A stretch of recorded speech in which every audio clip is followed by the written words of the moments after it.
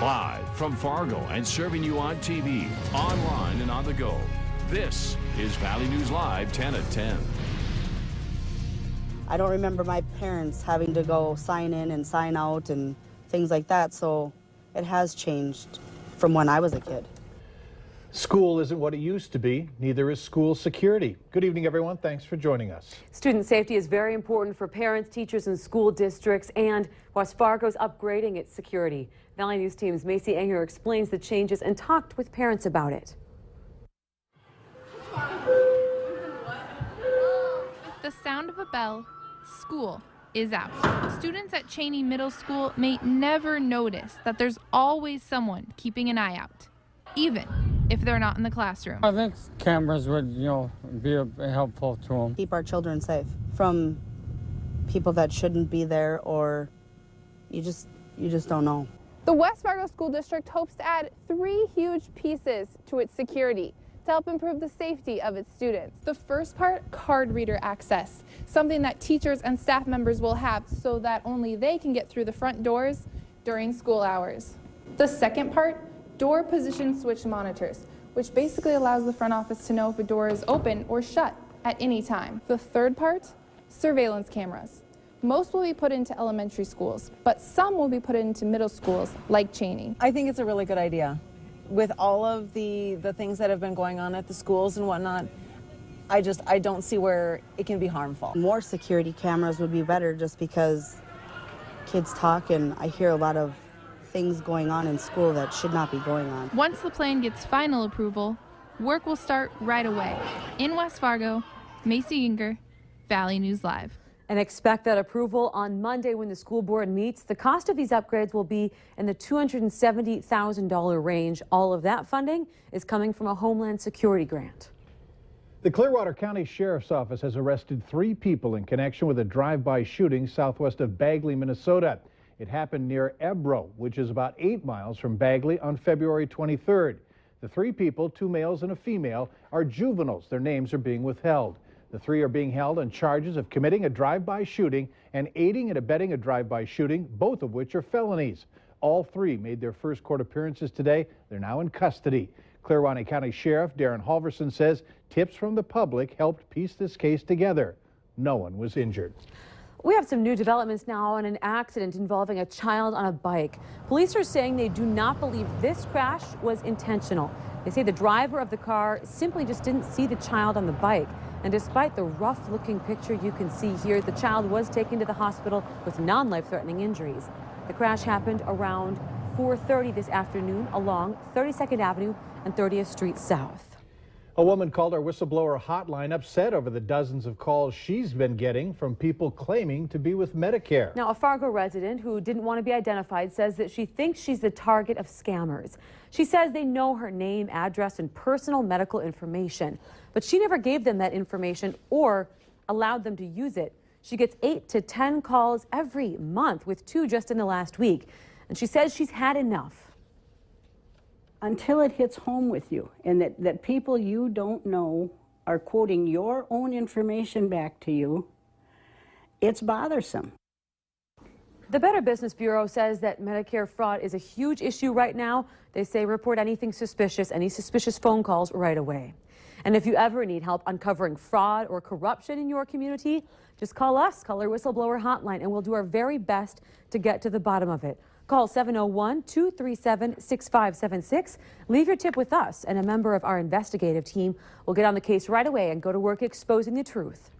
A law passed last legislative session and used during the current session was supposed to make voting easy as pie. Some say that wasn't the case. The House and Government and Veteran Affairs Committee today heard testimony about a bill that deals with voter identification in North Dakota. The bill would require universities in the state to print the address and birth date of students on the university-issued student ID. It's getting mixed reviews. The right to vote is an integral part of any citizen's life, especially for young college students like myself. However, proposed changes by the legislature have made bills like SB 2330 necessary. For example, House Bill 1333 would eliminate the student voting certificate as we know it, which aided thousands of students to vote in the past election. However, even with the student voting certificate, it presented plenty of predicaments to students' abilities to vote at the polls. The committee is recommending the bill not pass on 11-3 vote, with one Democrat joining Republicans in the majority. Visitors to our community will not be able to take in a unique piece of the Valley's history for quite a while. The historic Comstock House on 8th Street in Moorhead is going to be closed for the summer. Construction and renovation, they've been planned for quite some time, but testing finds the removal of the lead-based paint is going to be a bigger project than originally thought. The Minnesota Historical Society, which owns the house, says that they are not sure when the Comstock House will reopen to the public. They say they don't know exactly when it will, but they are going to see with what happens with the lead dust and make sure they get it all out. Exposure to the lead-based paint chips or the dust can cause some serious health problems. The house dates all the way back to 1883. A celebration is planned next week for a man who served both his country and his community. Stu Bass has been a fixture at the Fargo Air Museum. However, his health has taken a nasty turn. His friends at the Air Museum want to honor Stu's contributions to the nation and the museum. I'll tell you more about that in a minute. Over the years, we've had a chance to talk with Stu, and we wanted you to know just what kind of a guy he is. I'll just tell you a little bit about it. In many ways, Stu Bass is the face of the Fargo Air Museum. It had a .30 caliber that stuck out of the bottom down there. He's long been a supporter and is one of the longest serving volunteers there. A couple of summers ago when we visited, we found out how important this 94-year-old is to the younger volunteers. Just like an encyclopedia. They know so much more about the planes. He's their friend and a mentor. Great guy. He helped me out on my first day. He gave me a tour. And it's kind of not the same tour without Stu helping with the Avenger if you're just doing it yourself. They amaze me, I tell you, and they eat it up and they live it, and they're doing a good job, and they're good kids. There's a good chance you'd run into Stu when vintage warbirds paid a visit. When this B-17 flew into town in August of 2013, we talked to Stu about the young men like himself whose lives were on the line each time they flew into combat during World War II.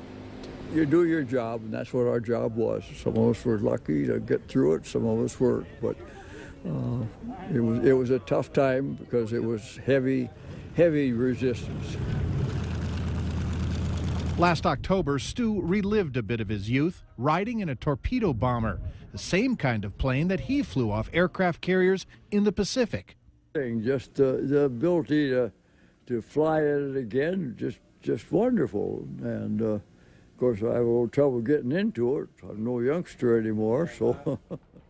No, Stu, you may not be a youngster, but for as long as I and many others have known you, we'd never guess just as how old you said that you were. You are a living lesson to all of us. Now, the open house for Stu Bass is Tuesday from 5 to 7 p.m. at the Fargo Air Museum. If you're going, they'd like you to RSVP by Sunday. There are the phone numbers. Give them a call, 701-429-7167 or 701-293-8043. Stu won't be there because of his declining health, but the event will be videotaped. And if you're going to be there, you're asked to bring some kind of a thank you, appreciation, or a your special card. Now, these cards and videotape will be presented to Stu later. Remember to like Valley News Live on our Facebook page. You can follow stories like this and other news, weather, and breaking news updates anytime on your feed. Just search Valley News Live, like our page, and you'll stay informed throughout the entire day. Valley News Live 10 at 10 continues with No Wait Weather. Boy, do I have good news for everybody involved here. And what is that? If you're ready for a taste of spring, it's on the way. It's finally on the menu even. How about that? Yeah. Taking a look outdoors right now, it's a little breezy still. It's been kind of a windy and cool day. Even though we warmed into the 20s, we're still at 16. At wind chill value right now is 2 degrees, and that wind is blowing from the south at 13 miles per hour. 21 Devil's Lake, 16 out in Jamestown, 18 Valley City. The west is where the warmth is coming from, and it's in the single digits right now in Wadena, but everyone else out in Lakes Country enjoying lower teens at least. Now, the warmth is moving in from the west. We're in the western Dakotas. We're still near freezing in Dickinson, and we will have that warm air pushing into the valley. As it does so, it will kick off a chance, at least, for some light flurries. Now, the radar is picking up some of this light activity in the northern valley. We're talking Grand Forks County, Trail County, and points north Any of that reaching the ground is not necessarily likely, although up near the Pembina area we could be seeing a little. And finally quiet on the east coast as a very wet and wintry system makes its way offshore. But once again, here in the valley, we've enjoyed clear skies most of the day, a mostly moony sky tonight. And here is a look at your hour-by-hour forecast. Any precipitation this evening will be up to the north where we have these clouds showing up, setting it into motion, though, as we go through the overnight hours. Temperatures will slip into the single digits for many in the northwest Minnesota corridor. But out to the west, temperatures will be more mild to start your Friday off in the teens. Quickly, most of us up in the 20s.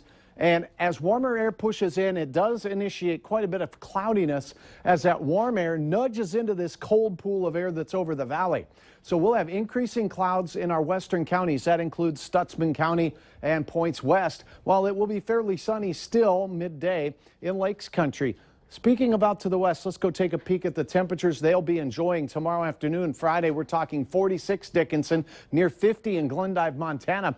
No snow on the ground out there, so they can really warm up quite quickly. But out where we are, we'll have a chance of midday and early afternoon snow moving from Devil's Lake through Grand Forks and into northwest Minnesota by the evening hours. It doesn't look heavy, under an inch for most locations. There could be even a flurry in the Fargo-Moorhead area. Behind it, with the warm air moving in, we could have some sprinkles of rain, believe it or not. And then, once that precipitation passes, we'll see clearing skies, and look at the warmth spreading in. Temperatures tomorrow evening could be quite pleasant. We could see some freezing drizzle, though, out in Minnesota if you're planning on traveling to and from the state high school hockey tournament out there. Temperatures overnight will be fairly steady, but dip into the low teens, maybe briefly low single digits. But by first thing tomorrow morning, we'll see temperatures rising quickly through the 20s and into the 30s. Southwest winds tomorrow will be a little quieter than today at around 15 miles per hour at most. 3 o'clock snapshot for tomorrow will be mostly cloudy across eastern Dakotas, and temperatures will be generally in the low to mid 30s. We could have some upper 30s, though, out west of Jamestown. We'll have temperatures near 30 with some spits of light snow and freezing drizzle out to the west. Planning forecast looks the best as we go into next week, but for the weekend, 37. Morning showers mainly in Minnesota on Saturday, all I'm concerned about. Move those clocks forward and then get up and enjoy 40 gorgeous degrees on Sunday. Mild weather, and I think we'll see a 50-degree reading or two on Tuesday across the region. We have a chance at that in Fargo if we can rid ourselves of the snow that's on the ground right now. And then a little bit cooler to close the week. But we might hit 50s? I think we'll have a good shot at it. You bet. That's awesome. Still ahead tonight, what the company that sells Snuggies is having to pay millions to its customers. And researchers are very close to finishing an Ebola vaccine.